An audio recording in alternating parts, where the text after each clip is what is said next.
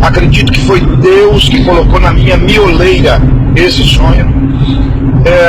Dormimos ali por volta de meia-noite, e durante esse período de meia-noite às 4:30 da manhã, eu sonhei que eu estava em Jerusalém, olhando para a mesquita que tem o telhado de ouro, né? Domo ali da rocha.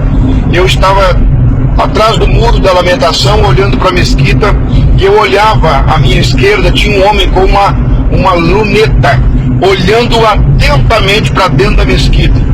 Ele olhava dentro da mesquita, olhava para mim, olhava para dentro da mesquita, olhava para mim, e de repente ele disse: preste atenção, tire os seus olhos dos acontecimentos que estão no mundo e olhe para Jerusalém, pois Jerusalém é o ponteiro no relógio mundial de Deus. E ele disse, perguntei a ele por quê. Ele disse para mim: preste atenção, veja. De repente um homem que estava ali em volta do Muro das Lamentações começa a tocar um tambor, um atabaque, e começa a tocar com muita veemência, com muito rigor. Ele toca essa atabaque, e uns 30 homens que estavam em volta dele ali começam a dançar e a profetizar, e ele toca uns 1 minuto, 2, 3, eu não sei bem, até que todos caem no chão, caem por terra. Acredito que caíram debaixo de uma unção do Espírito de Deus. Eu não caí, mas eu pensei comigo no sonho: eu vou fazer de conta que eu também senti esse impacto, vou cair no chão e vou observar tudo que está acontecendo aqui. E o homem que tocava atabaque, que tocou atabaque veementemente, e era um louvor, alguma coisa que eu não entendia a língua, e ele veio andando no meio dos homens caídos no chão, e eu com os olhos abertos e tentando ver o que ele iria fazer. Ele veio na minha direção, me virou de barriga para cima, assentou-se sobre o meu ventre, deitou sobre mim, colocou os olhos nos meus olhos, o nariz no meu nariz, a boca dele na minha boca. E eu tentei reagir porque achei estranha aquela posição desconfortável que eu estava, e ele em cima de mim. E eu pensei ali, esse homem vai me violentar. Pensei alguma coisa, tentei reagir, e ele disse: Deus te domina agora. Ele usou essa frase: Deus te domina agora. E eu parei fito, olhei nos olhos dele, e através dos olhos dele eu vi a glória de Deus. Eu vi a glória de Deus. Eu vi num relance, num segundo, eu vi os céus, eu vi o infinito, e eu vi a glória de Deus através dos olhos dele. E nesse interim, através dos olhos dele, deitado ali, dominado por ele agora, pelo poder de Deus, o poder de Deus que não me dominou na hora do louvor, mas me dominou ali naquele momento que ele não me subjugou, mas ele me dominou. E eu olhava nos raízes dos olhos dele, e então, olhando, ele disse: agora preste atenção no que você vai ver. Veio um homem com as mãos mirradas, mãos pequenas, e todo leproso. A arcada dentária do homem era invertida, os dentes superiores eram embaixo, os de baixo eram em cima, deformado, leproso, com a mão mirrada. Esse homem veio andando, e ele disse: preste atenção nele. E eu olhei atentamente para ele, dizendo: é um leproso, um doente, e me compadeci dele. E esse homem veio na minha direção, e aquele profeta disse, a voz profética disse: essa é a igreja do Brasil. Esta é a igreja do Brasil. Ela está leprosa, com as mãos mirradas, com a arcada dentária invertida. E eu perguntei a ele o que significa arcada dentária invertida. Ele disse: são músicos, cantores do seu país, que estão enriquecendo com a música, estão enriquecendo, ficando famosos, ricos, milionários no seu país, e a mão de Deus será contra eles nesses dias. E eu, perplexo debaixo daquilo que eu via, eu perguntei: mas o que significa então a arcada dentária invertida? Ele disse: é a boca que era para o louvor. ela está invertida. A glória é para o homem, a glória é do homem. E eu perguntei, e a mão mirrada? O que é a mão mirrada? E o que é a lepra? Ele disse, são pastores do seu país, a sua nação, aonde você mora. Os pastores estão com as mãos mirradas. Eles só querem receber. Eles não têm mão para dar ao povo. Não tem. E a lepra é adultério. Há muitos, ele disse, muitos, a maioria dos pastores da sua nação estão no altar em adultério. E eu pranteei, e eu gritei, e eu chorei, e eu dizia, não é verdade. Ele diz, presta atenção o que vem agora. E esse homem da mão mirrada, a voz profética me disse, estenda para ele, ofereça a ele 2 moedas. Eu ofereci 2 moedas para ele, de R$1 cada moeda. E ele, com as mãos mirradas, ele fez um som terrível.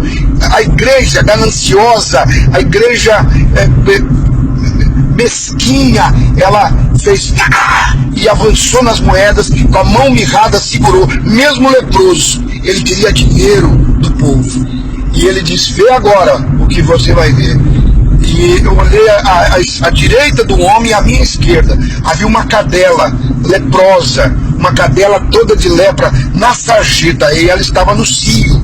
E o homem leproso, com a mão mirrada, com a arcada dentada, se uniu à cadela numa relação sexual. E ele disse, a igreja do seu país se relaciona com demônios. Irmãos e irmãs, eu falei diante da igreja que eu pastoreio, eu falei com os irmãos que Deus pode riscar o meu nome do livro da vida se eu minto, se eu invento, se eu crio esse sonho. E eu desesperado, gritando que não, e ele diz, preste atenção, observe o que você vai ver agora. E ele me leva para um hospital, um pronto-socorro, e tinha uma fila de cadeiras, 7 cadeiras, havia 2 moças sentadas nessa cadeira. Na 4ª cadeira, uma menina, filha de Jonathan Bush. Viu, Jonathan? Você que está aí nos Estados Unidos ouvindo, eu vi no sonho a sua filha sentada na 4ª cadeira. E na última cadeira, uma outra menina que eu não sei quem era. Havia uma mulher dando estudo bíblico para as 2 meninas. Me parecia, eu falei com a Aurora, ser uma pastora de Uberlândia, mas eu não vi o rosto dela. Ela estava de costas e a voz profética disse, não é hora mais de dar estudos bíblicos à igreja. É hora da igreja viver o que ela já tem recebido. Nisso, essa mulher, que parecia ser, não afirmo, uma pastora de Uberlândia, ela caiu com o rosto em terra, profetizando, e a voz profética disse, esse momento é o momento da profecia se cumprir. E eu perguntei o que significam as 7 cadeiras, o que significa as 2 crianças. E ele disse, as 2 crianças são crianças que estão longe de seus pais.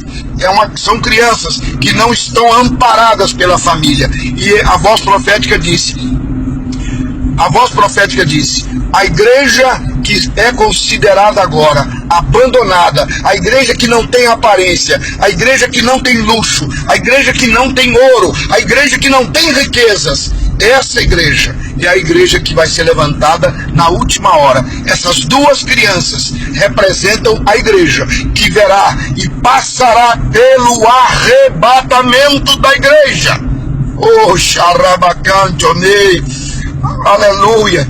E eu perguntava à voz profética o que era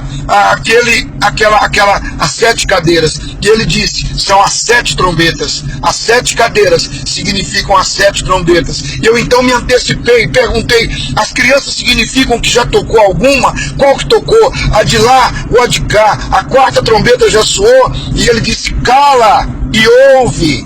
Mandou eu calar e disse, cala, ouve e observa. Vocês estão na meia hora de silêncio. Você que tem Bíblia, meu irmão, pega na tua Bíblia e vê o que é a meia hora de silêncio no céu. E eu então calei a minha voz e ele disse, agora vê e vem mais uma vez. E vê mais uma vez. E eu voltei na visão, no sonho, eu voltava a Jerusalém, voltava naquela colina, no Domo da Rocha, o homem com a luneta, olhando para dentro do templo. E ele disse, agora preste atenção. E eu olhei e vi como se fosse um flash, que mostrava uma cena e outra, rápido, rápido, rápido. E eu olhei e prestei atenção. Debaixo do templo de Salomão, a mesquita também, né, muçulmana, debaixo daquela região, embaixo representava o globo terrestre, e milhares de pessoas correndo na terra, procurando um buraco para entrar. Eu vi no sonho, eu vi na visão, pessoas entrando em locas, em buraco. Eu vi mães puxando filhas, entrando no buraco aonde a filha estava escondida. E eu vi pessoas da igreja, que eu sou pastor, dentro dos buracos. E eu perguntei, o que é isso? Ele disse, o arrebatamento da igreja aconteceu, e estes foram deixados para trás. Irmãos, eu gritei, e ele se levantou de sobre mim, na visão, no sonho, voltou à parte inicial. Ele se levanta de sobre o meu dorso, me dá uma roupa e um cajado e diz, vai e conta a voz profética. E eu falei que não ia contar, que eu não falaria, e ele disse, você vai ser rejeitado, ministério profético não é bem aceito, mas vai e conta, pois esta é uma palavra te dada para os últimos dias. E eu saí, e aqueles homens que estavam ali caídos se levantaram e começaram a me rejeitar e dizer, tudo bem, que foi você escolhido para contar, mas nós não queremos te ouvir, porque você não é judeu, porque você é gentio. E eu então voltei para eles e disse, em Jesus, eu não sou judeu, eu sou filho de Abraão, enxertado em Jesus Cristo. Peguei o cajado, a roupa que ele me deu, bem colorida, uma túnica colorida, parecida com uma roupa da tradição cuiabana, e disse, eu vou, mas eu quero um sinal. E eu acordei, deitado de barriga para cima, 4:30 da manhã, e eu acordei com muita dor no meu dorso. E a Aurora, minha esposa, que está gravando aqui na estrada de Chapada, a Aurora é testemunha, até hoje me dói o peito. Ontem no culto à noite, enquanto eu pregava, a dor voltou fortemente. Eu saí pela casa e fui na sacada, orei a Deus, eu senti como se Deus tivesse passado por ali no meu quarto, na minha casa, e a impressão que me dava é que ele estava indo, e eu clamei, amados, 4:30 da manhã, e disse ao Senhor, não me deixe sozinho, não me deixe sozinho, me dá um sinal, e eu contarei, porque eu não tenho nada a perder, eu não tenho nada a perder nessa vida. Então, amados que vão receber, que vão ouvir esse vídeo, não sei quantos minutos deu, eu procurei ser fiel, não meditei nada, não anotei nada, está tudo aqui na minha mioleira. Se Jesus Cristo voltar hoje, você vai ou você fica? Quem tem o Filho tem a vida, quem não tem o Filho não verá a vida eterna, e sobre esta pessoa permanecerá a ira de Deus. Evangelho de São João, capítulo 3, versículo 36. Você tem o Filho? Obviamente você deve ter a vida, você deve falar da vida, suas ações devem ser de vida. Se você tem o Filho, suas atitudes, sua conversa, suas finanças, seu dízimo, sua oferta, você é fiel, você não trai a esposa, você não adultera, você não fica com rapazes, crentes ou não, você é santo, você é santo. Queridos, em nome do Senhor Jesus, eu termino aqui, não sei o tamanho que deu aí essa gravação, e peço a Deus que leve onde Ele quiser esta gravação, em nome de Jesus. Deus abençoe a todos, estamos chegando na Chapada. Beijo.